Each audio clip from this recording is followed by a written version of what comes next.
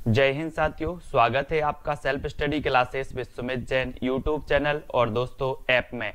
दोस्तों बहुत सारे स्टूडेंट को ऐप डाउनलोड नहीं करते बन रहा है या फिर कर भी लिया है तो कोर्स भी नहीं देख पा रहे हैं। तो मैं आज उनको बता दूं कि ये जो सेल्फ स्टडी क्लासेस इस प्रकार से जब आप प्ले स्टोर से करते हैं तो ये आपका वेल जो है आइकन उसमें लगा हुआ है ना। तो इस प्रकार से सेल्फ स्टडी क्लासेस आपको सर्च करना है और ऐसे आइकन में आपको ऐप मिलने वाला है। ठीक है, तो दोस्तों हम देखें कि प्ले स्टोर में आपको इस प्रकार से दिखेगा ये सेल्फ स्टडी क्लासेस। ठीक है, ये प्ले स्टोर में आपको सेल्फ स्टडी क्लासेस का ऐप दिखने वाला है। ठीक है, ये इमेज उसमें डली है, ये आइकन, ये लोगो उसमें डला है। ठीक है, अब दोस्तों इसको इंस्टॉल करना है, यहां से आप इंस्टॉल करेंगे। ठीक है, अब इंस्टॉल करेंगे तो वहां पर आपको नंबर मांगेगा, जीमेल नंबर मांगेगा, तो आपको ओटीपी आएगा, तो आप रजिस्टर करके आगे बढ़ेंगे। दोस्तों आज का वीडियो स्टार्ट हो चुका है और सभी लोग वीडियो को लाइक करेंगे और वीडियो को शेयर कर देंगे। ठीक है, रोज ट्रिकी वीडियो सुबह 9:30 बजे आपका आता है हिंदी साहित्य का।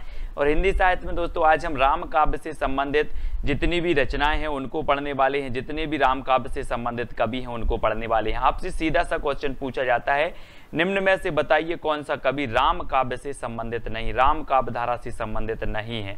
ठीक है, चाहे वो रीति काल का हो फिर भक्ति काल का हो, है ना। तो राम काव्य धारा से संबंधित कवियों को पढ़ेंगे, राम काव्य धारा से संबंधित रचनाओं को पढ़ेंगे, है ना। वो सारी रचनाएं आज हम यहाँ पर याद करने वाले हैं। ठीक है, तो सभी लोग वीडियो को लाइक कर देना और वीडियो को सभी को शेयर भी करना है। इससे पहले मैंने दोस्तों लगभग 50 से 60 वीडियो आपके ट्रिकी वीडियो दिए हैं और एक पूरा हिंदी साहित्य का 10 घंटे का वीडियो दिया है, वो वीडियो आप जरूर देखना। ठीक है, और दोस्तों जो भी साथी अभी तक व्हाट्सएप ग्रुप से नहीं जुड़े हैं वो 9098609291 ये नंबर है, तो व्हाट्सएप और टेलीग्राम ग्रुप से अवश्य जुड़ जाएं। ठीक है, और दोस्तों सबसे पहले आपसे प्रश्न पूछा जाता है, राम आरती और राम रक्षा स्तोत्र जो है ये कई बार रचनाएं पूछी गई हैं दोस्तों, तो ये किनकी रचनाएं मानी जाती हैं। तो आपको 2 सेकंड दिए जाते हैं। अब यहाँ पर राम आ रहा है और यहाँ पर भी राम आ रहा है, तो राम आरती और राम रक्षा स्तोत्र ये किसकी रचना हो जाएंगी। यहाँ पर भी राम देख लो, बोले सर यहाँ पर भी राम आ रहा है, तो रामानंद की राम आरती और राम रक्षा स्तोत्र। ठीक है, इनको याद रखेंगे। और आपको पता है भक्ति द्रविण उपजी लाए रामानंद, कबीरदास की पंक्ति है। रामानंद के बारे में उन्होंने कहा था कि उत्तर भारत लेकर के आए थे भक्ति को रामानंद। रामानंद के 12 शिष्य थे, कबीर के गुरु का नाम भी रामानंद था, है ना। और दोस्तों इनकी 2 रचनाएं हमेशा पूछी जाती हैं। ठीक है, और ये रचनाएं काय पर आधारित हैं, राम काव्य पर आधारित हैं। ठीक है, राम काव्य पर, इसको भी हमें याद रखना है। ठीक है, अगला है अष्टयाम, ध्यान मंजरी और हितोपदेश के रचनाकार कौन है। अब दोस्तों 3 रचनाएं हैं और बहुत ही बढ़िया ये रचनाएं आपकी हर एग्जाम में मतलब एग्जाम में मिल ही जाती हैं, पीजीटी नेट आदि एग्जाम में।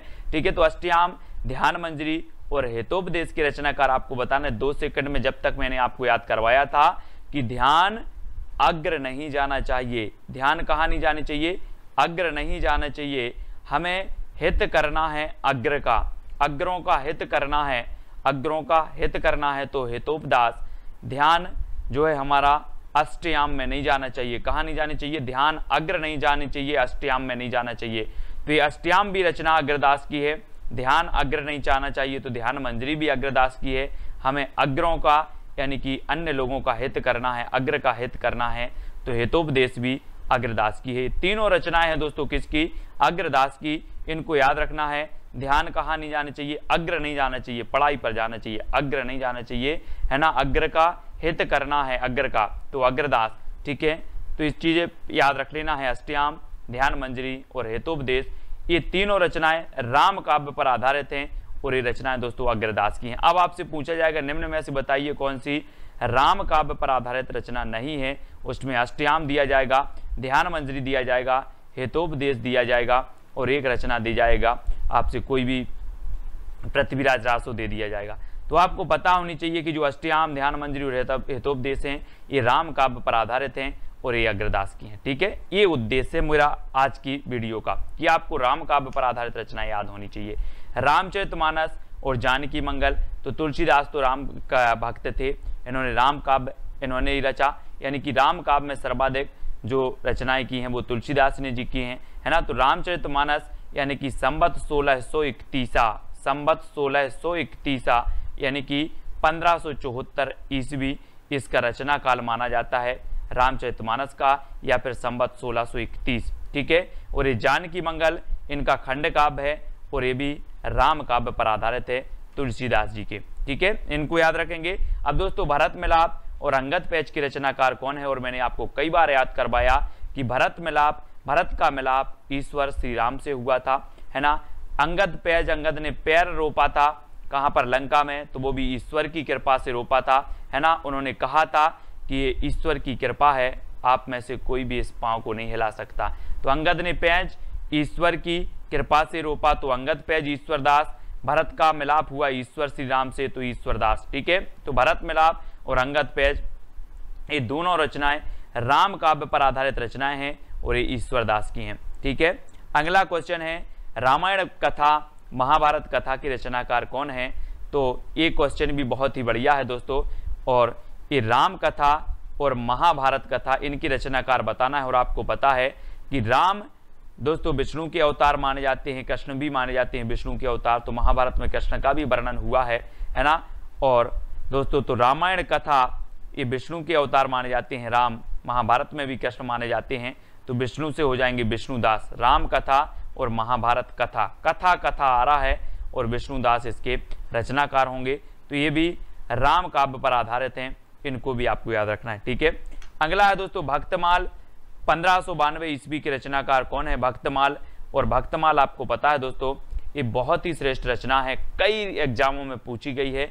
1500 ईस्वी इसका रचना काल है और भक्तमाल के रचनाकार कौन है, तो वो है नाभादास। नाभादास, है ना, ये बिल्कुल सही है। और आपको पता है कि जो भक्त होते हैं, भक्त नभ तक जो है किसके पास जाते हैं, ईश्वर के पास चले जाते हैं, है ना।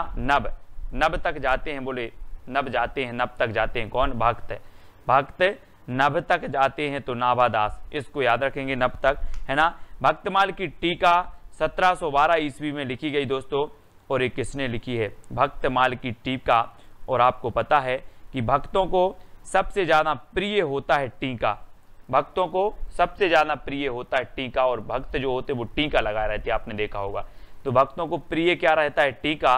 तो भक्तों को से बनेगा भक्तमाल, और टीका प्रिय रहता है तो भक्तमाल की टीका, और प्रिय रहता है तो प्रियादास। भक्तों को क्या रहता है, प्रिय, टीका, तो प्रिय रहता है तो प्रियादास ने भक्तमाल की टीका लिखी 1712 ईस्वी में, ठीक है, प्रियादास। और ये भी राम काव्य पर आधारित मानी जाती है। रामचंद्रिका 1601 ईस्वी के रचनाकार कौन है, रामचंद्रिका।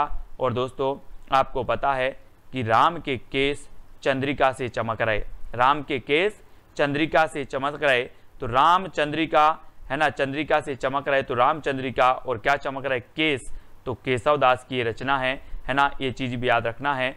और ये 1601 ईस्वी की रचना राम काव्य पर आधारित मानी जाती है, ठीक है, ऐसे याद रखेंगे। कवित्र रत्नाकर 1644 ईस्वी के रचनाकार कौन है, कवित्र रत्नाकर। आपको पता है मूलतः सेनापति जो माने जाते हैं वो रीति काल के कवि माने जाते हैं, लेकिन इनकी रचना एक कवित्र रत्नाकर है और ये राम काव्य पर आधारित रचना मानी जाती है, ये याद रखना है, ठीक है। और हम सेना को क्या मानते हैं, सेना हमारी बोले रतन है, रतन, तो ये रतन आ रहा है कवित्र रत्नाकर। रतन कौन है, रतन के समान सेना, तो ये रचना भी किसकी होगी, सेनापति, और इसका काल है 1644 ईस्वी, ठीक है। अगला है रामायण महानाटक 1610, ये प्रबंध काव्य माना जाता है, कई बार पूछा गया है। रामायण महानाटक जो है ये किस प्रकार का काव्य है, तो ये प्रबंध काव्य है, ये भी याद रखना है। 1610 इसका रचना काल है, ये भी याद रखना है, ठीक है। और ये किसकी रचना है, तो ये प्राणचंद्र चौहान की। बोले सर रामायण तो हमारी क्या है, प्राण है, रामायण हमारी प्राण है, तो रामायण महानाटक की रचनाकार प्राणचंद्र चौहान, और ये राम काव्य पर आधारित है, ठीक है, राम काव्य पर आधारित है, इनको याद रखेंगे, ठीक है। अगला हनुमान नाटक 1623 ईस्वी के रचनाकार कौन है। और दोस्तों, है ना, हनुमान ने कहा था कि मेरा हृदय चीर के देख लो, राम और सीता मेरे हृदय में विराजमान है। किसने कहा था, हृदय राम, बोले हृदय में राम है, किसने, हनुमान ने।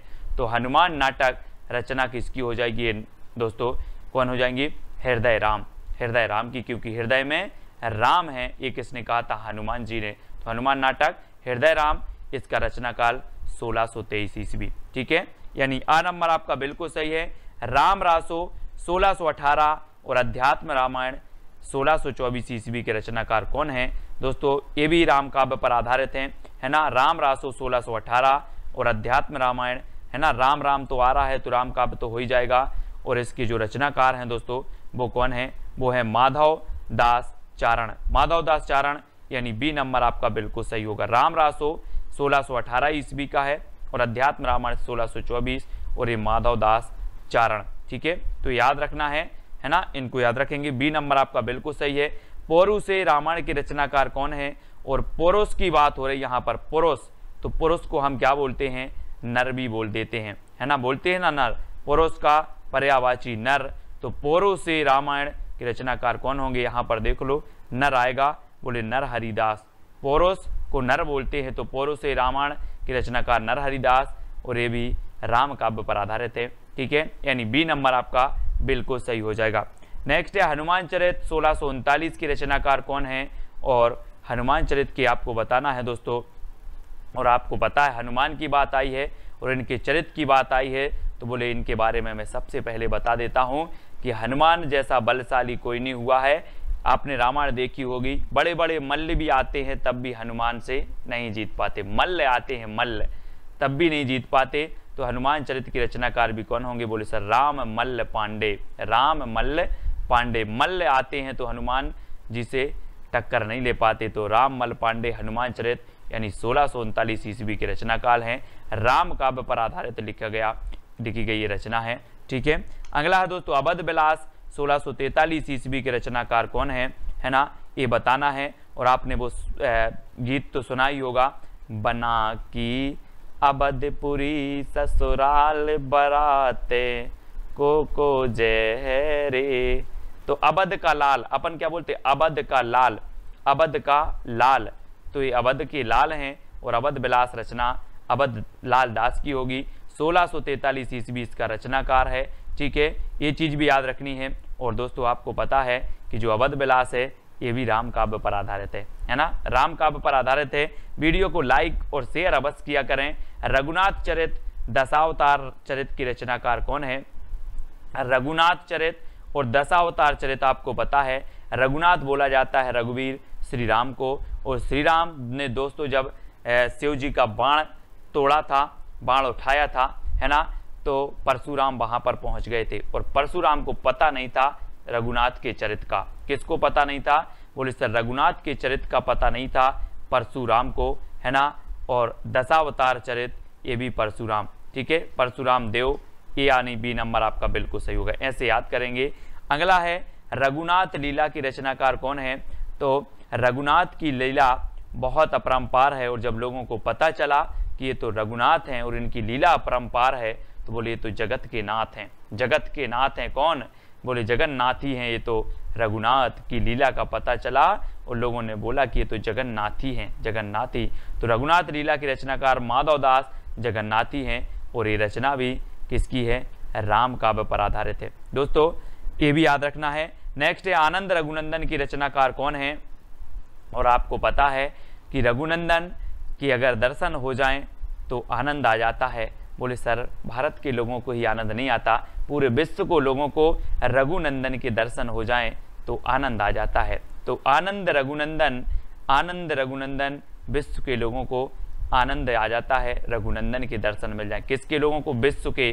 तो विश्वनाथ से हैं जू की ये रचना है आनंद रघुनंदन। अब याद रखना कि आनंद आ जाता है, रघुनंदन के दर्शन हो जाए तो विश्व के लोगों को, तो विश्वनाथ सहजू। ठीक है, इस प्रकार से योग चिंतामणि और आनंद भास की रचनाकार कौन है दोस्तों? योग चिंतामणि और आनंद भास रामानंद, परशुराम देव, माधव दास या फिर जगन्नाथी या विश्वनाथ से हैं। तो आपको पता है कि ये योग चिंतामणि, है ना, आनंद भास, राम आरती और राम रक्षा स्रोत जो रचनाएं हैं ये रामानंद की हैं। योग चिंतामणि भी है, आनंद भाष्य भी इनकी रचना है रामानंद जी की। इनको याद रखेंगे दोस्तों। इनके 12 शिष्य थे, प्रमुख 12 शिष्य थे रामानंद जी के, इनको भी याद रखेंगे। ठीक है, अब आपको बताना है दोस्तों उपखाड़ा बाबनी की रचनाकार कौन है? ये आपको लग रहा होगा कि ये नई रचना है, राम काव्य पर आधारित है उपखाड़ा बाबनी, और ये रचना जो होगा वो किसकी होगी? ये अग्रदास की है। उपखाड़ा बाबनी, ठीक है, किसकी है, अग्र की, यानी कि बी नंबर आपका बिल्कुल सही होगा। ठीक है, उपखाड़ा भावनी। और दोस्तों आज का चैलेंज प्रश्न है कि कौन सा राम काव्य से संबंधित कवि नहीं है। राम काव्य से संबंधित ऐसा ही प्रश्न आपसे पूछा जाता है कि निम्न में से बताइए कौन सा राम काव्य से संबंधित कवि नहीं है, कौन सी राम काव्य से संबंधित रचना नहीं है या फिर रचना है, ऐसे आपसे पूछा जाता है। तो ये कमेंट में आपको उत्तर लिखना है कि राम काव्य से संबंधित कवि कौन सा नहीं है, ये आपको लिखना है। ठीक है, सभी लोग वीडियो को लाइक और शेयर अवश्य करेंगे। और कौन सी ट्रिक आपको अच्छी लगी है ना, कौन सी आपको प्रश्न को याद करा गई, वो चीज़ आपको कमेंट में लिखना है। ठीक है, और जो भी साथी अभी तक दोस्तों टेलीग्राम ग्रुप से नहीं जुड़े हैं, IAS स्टडी ट्रिक है ना, उससे जुड़ जाएं। और दोस्तों आपको मैंने नंबर दिया है 9098609291।